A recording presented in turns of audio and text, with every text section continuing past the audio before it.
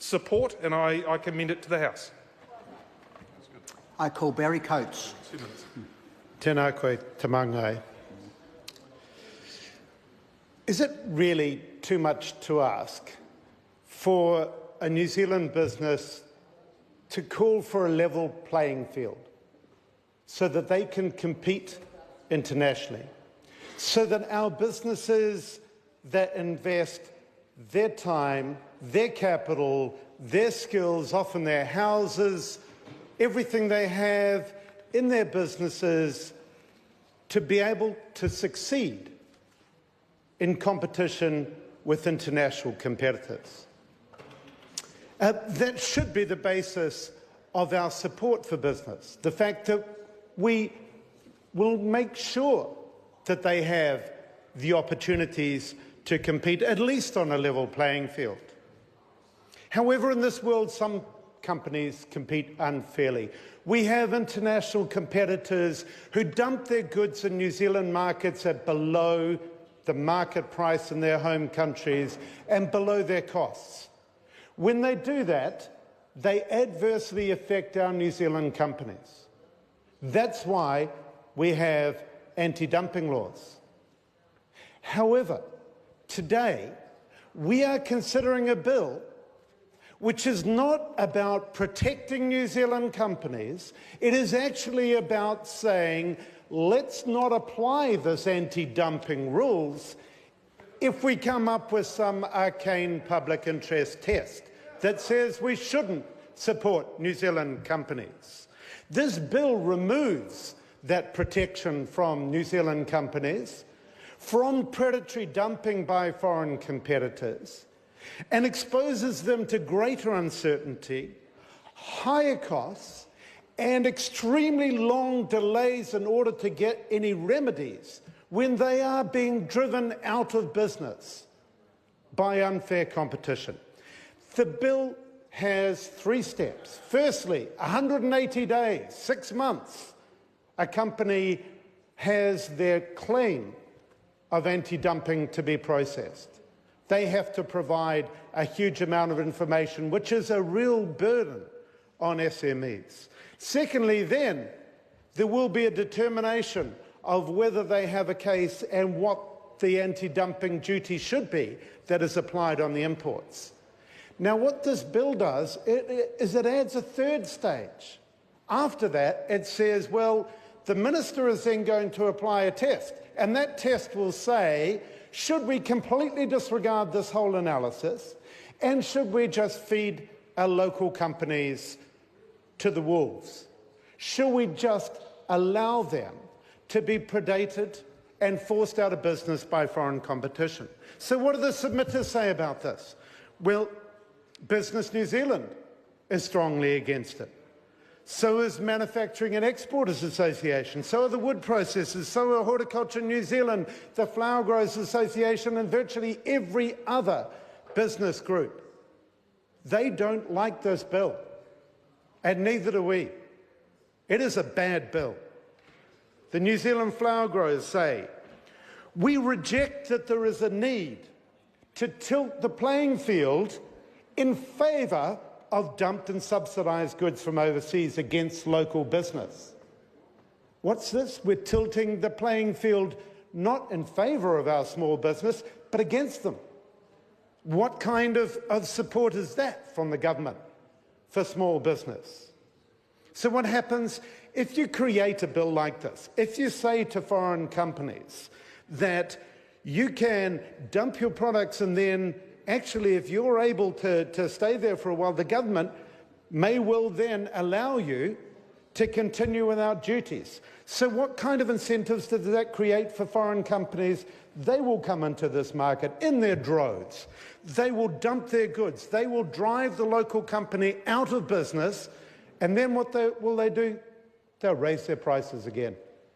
And you can't just turn around and recreate a company. As the Peach Growers Association says, you can't just turn the supply of peaches on and off. It takes 6 or 7 years to grow a proper peach crop. Their case, the Hawke's Bay producers, was that they lost $15 million when they were dumped by Greek imports of peaches. And they made the point that this is not just something that affects the peach growers. This affects the whole community. It affects the whole supplier base, the whole economy, and the whole community. This is what we're losing by leaving our local companies at the mercy of foreign predation.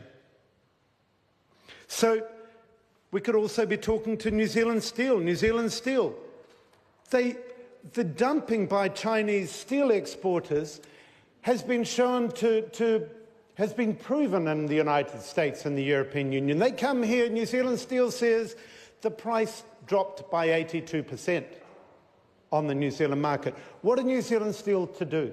They make a complaint on anti-dumping. Now we have a law to say, well, you know, that's okay. The consumers are actually benefiting from lower steel prices. And what does that mean? It means that another New Zealand company may be driven to the wall if we apply a public interest test and we say that they should not be protected from unfair competition from overseas. So in order to try to correct some of the worst aspects of this bill, which, by the way, we voted against, we put down some amendments. And one of the amendments we said was, okay, if you're going to do this, you need not only to look at the short term, you need to look at the long term. What does it mean in terms of a dynamic economy? You can't just take a snapshot in time. Actually, you have to understand the dynamics over many years, over the full life cycle of firms that may go bust, and then a whole supply chain falls over because there are interconnections between different industries through the supply chain. And we said you have to look at that. You have to look at employment. You have to look at skills. You have to look at a whole lot of factors that the government is not looking at in their supposedly independent view of a public interest test. Our amendments on this bill were rejected, as were the recommendations in all of the submissions. We're seeing a decline of manufacturing in New Zealand. This is not a short-term issue, it is a long-term issue. We're seeing a decline in productivity.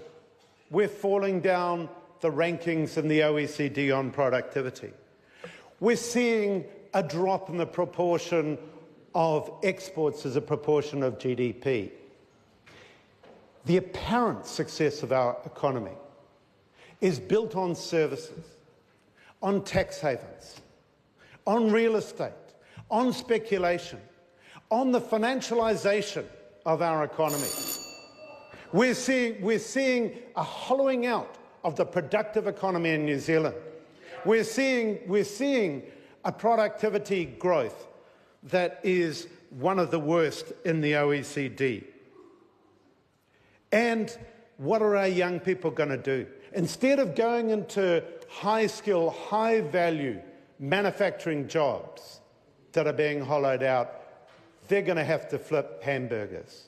This is the kind of economy that you have when you don't support the New Zealand manufacturing businesses, when you allow things like this bill to predate our local companies.